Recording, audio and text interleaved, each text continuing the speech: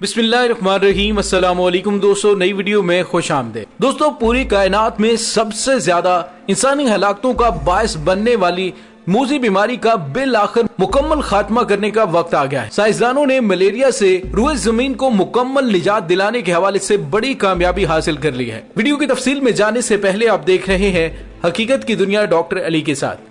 हमारे channel subscribe करके घंटी के निशान को दबाना मत भूलिएगा। इस वीडियो को ज्यादा से ज्यादा फेसबुक, व्हाट्सएप और सोशल मीडिया पर शेयर जरूर करें। शेयर और लाइक करने के साथ साथ कमेंट बॉक्स में पाक फौज जिंदाबाद, पाकिस्तान पाइंदाबाद और पाकिस्तान के गुमनाम हीरोज को सलाम का नारा कमेंट जरूर कीजिएगा। दोस्तों, साइंसदानों का कहना है कि उन्होंने एक ऐसा जरसूमा दरियाफ्त किया है जो मलेरिया की वजह बनने वाले तुफैलिये प्लाज्मोडियम को कंट्रोल करने की बेहद सलाहियत रखता है। लिहाजा इस तहकीक से सामने आने वाले दिनों में मच्छरों से फैलने वाली मलेरिया की बीमारी से लोगों की हिफाजत मुमकिन हो सकेगी।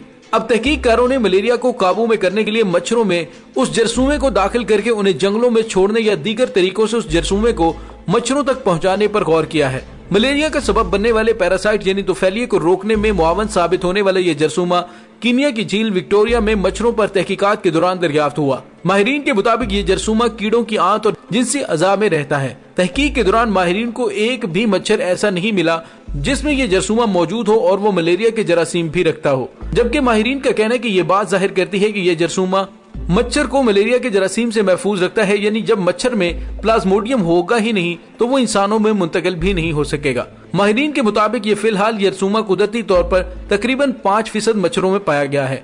दूसरी जानिब कीनिया के आलमी मरकज बराए हिशरातुल अर्ज माहौलियात के डॉक्टर जेरमी हेरन का कहना है कि ये जरसूमा 100% मलेरिया को रोकने में मुअस्सर साबित हो सकता है।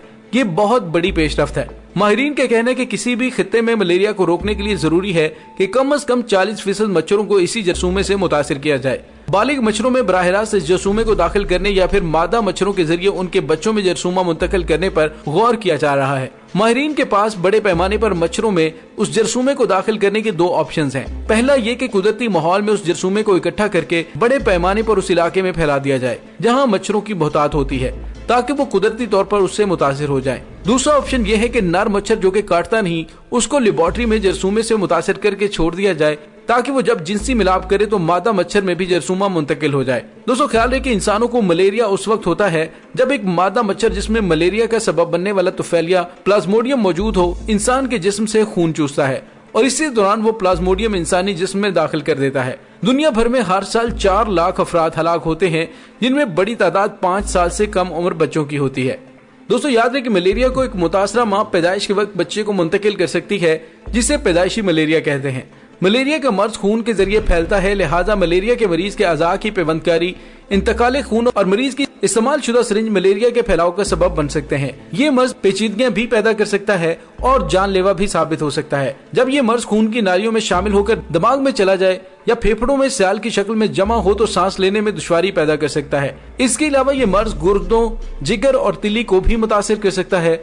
मलेरिया खून के सुर्ख जरसूमों को नुकसान पहुंचाता है, जिसमें खून की कमी करता है और कम ब्लड प्रेशर का बायस भी बन सकता है। इस वक्त दुनिया की तकरीबन आधी आबादी मलेरिया के खतरे से दो चार है और इस मर्ज से अब तक दुनिया में 10 मिलियन लोग हलाक हो चुके हैं और हर साल 500 मिलियन अफराद इससे मुतासिर होते हैं। दुनिया में हर साल 4 लाख से ज्यादा अफराद मलेरिया के मर्ज से हलाक हो जाते हैं। इलाज की सहूलत ना होने या इलाज तक रसाई ना होने की बिना पर दुनिया में मलेरिया से हर 2 मिनट बाद एक बच्चा मौत के मुंह में चला जाता है। इस मर्ज के 70% मरीज दुनिया के 11 ममालिक में पाए जाते हैं, जिनमें 10 ममालिक बरे आजम अफ्रीका में है। दोस्तों, मलेरिया मानसून और बारिशों और गंदगी वाले इलाकों में ज्यादा फैलता है, लिहाजा मालूमात, आगाही और बर वक्त तशखीस और इलाज से मलेरिया के आलमी बोझ को कम किया जा सकता है।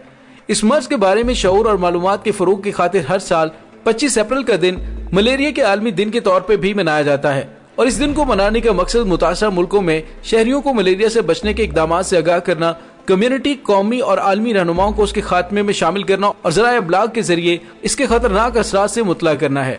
दोस्तों, मलेरिया एक काबिल इलाज और काबिल शिफा मर्ज है, ताहम बिगड़ जाने की सूरत में जानलेवा भी साबित होता है। लिहाजा इसकी वजूहात, अलामात, तशखीस और इलाज के बारे में जानना बहुत जरूरी है। मलेरिया की अलामात में तेज बुखार, ज्यादा पसीना आते रहना, सर दर्द, मतली, कै, पेट में दर्द, असहाल की शिकायत, शदीद सर्दी लगना, जिस्म दर्द, कमजोरी, थकावट और खांसी शामिल है। आमतौर पर जब मलेरिया का हमला होता है तो इब्तदा में शदीद सर्दी और कपकपी महसूस होती है, उसके बाद बुखार और पसीने आते हैं। मलेरिया की तशखीस के लिए मरीज की हिस्ट्री जानना इंतहाई जरूरी होता है। मरीज के खून के टेस्ट से मर्ज की निशानदेही हो जाती है। इसके अलावा तज्जियाती टेस्ट और अलामात से मर्ज का पता चल जाता है। मलेरिया मुतअद्दी मर्ज नहीं और नज़ला, जुकाम या फ्लू की तरह नहीं फैलता, ताहम मलेरिया से महफूज रहने के लिए बहुत एहतियात की जरूरत है।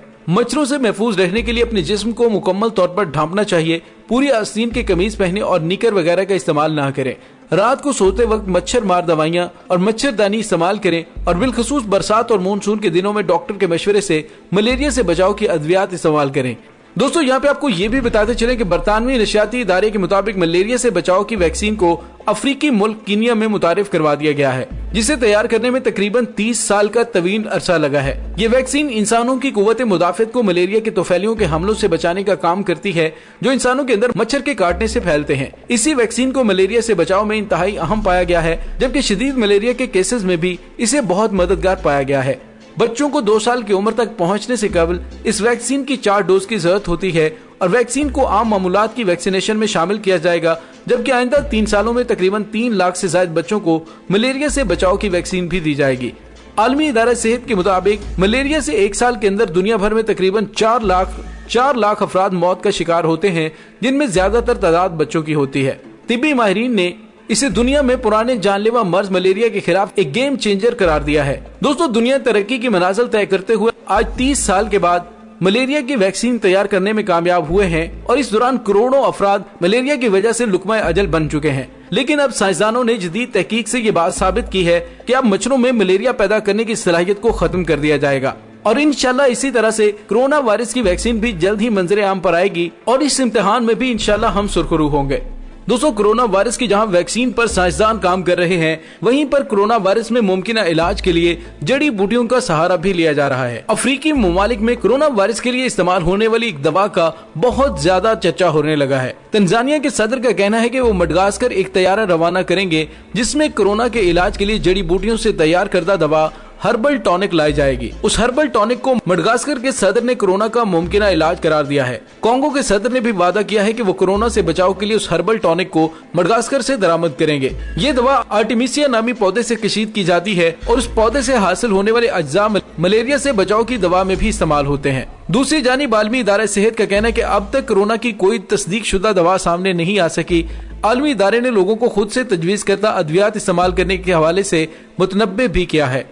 मडगास्कर के सदर की चीफ ऑफ स्टाफ ने बताया कि उस हर्बल टॉनिक का नाम कोविड ऑर्गेनिक्स है और इसे 3 हफ्तों तक 20 से कम अफराद पर तजर्बाती तौर पर इस्तेमाल करने के बाद उसकी फरोख्त का आगाज किया गया है। कोविड ऑर्गेनिक्स के इज्जा के बाद आलमी इदारा सेहत ने BBC को इरसाल किए गए बयान में कहा कि आलमी इदारे ने कोरोना वायरस से बचाव या उसमें मुब्तला होने की सूरत में इलाज के लिए सेल्फ मेडिकेशन यानी खुद से किसी भी दवा के जरिए इलाज की तजवीज नहीं दी। इस हवाले से आलमी इदारा सेहत के सरबराह टेड्रोस के इस बयान को दोहराया गया कि कोरोना वायरस से मुकाबला करने के लिए किसी भी मुअस्सर दवा की तलाश का कोई शॉर्टकट नहीं है। WHO का कहना है कि आलमी सतह पर मुअस्सर तरीका इलाज मालूम करने के लिए कोशिशें जारी है।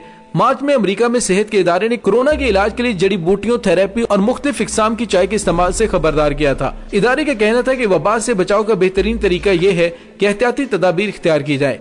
उस हर्बल टॉनिक को दीगर अफ्रीकी ममालिक भी तंजानिया से ले रहे हैं।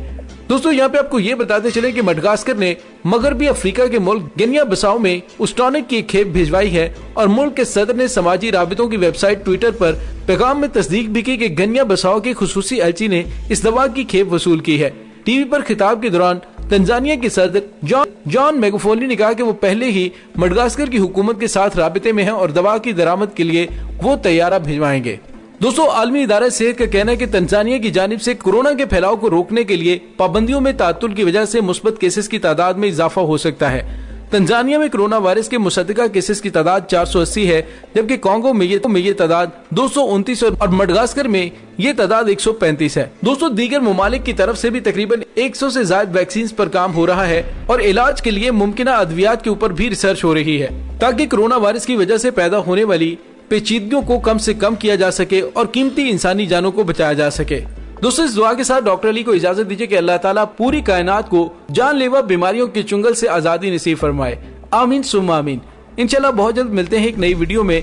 तब तक के लिए अपना बहुत सारा ख्याल रखिएगा। पाक फौज जिंदाबाद, पाकिस्तान परिंदाबाद, पाकिस्तान के गुमनाम हीरोज को सलाम। अल्लाह वारिस।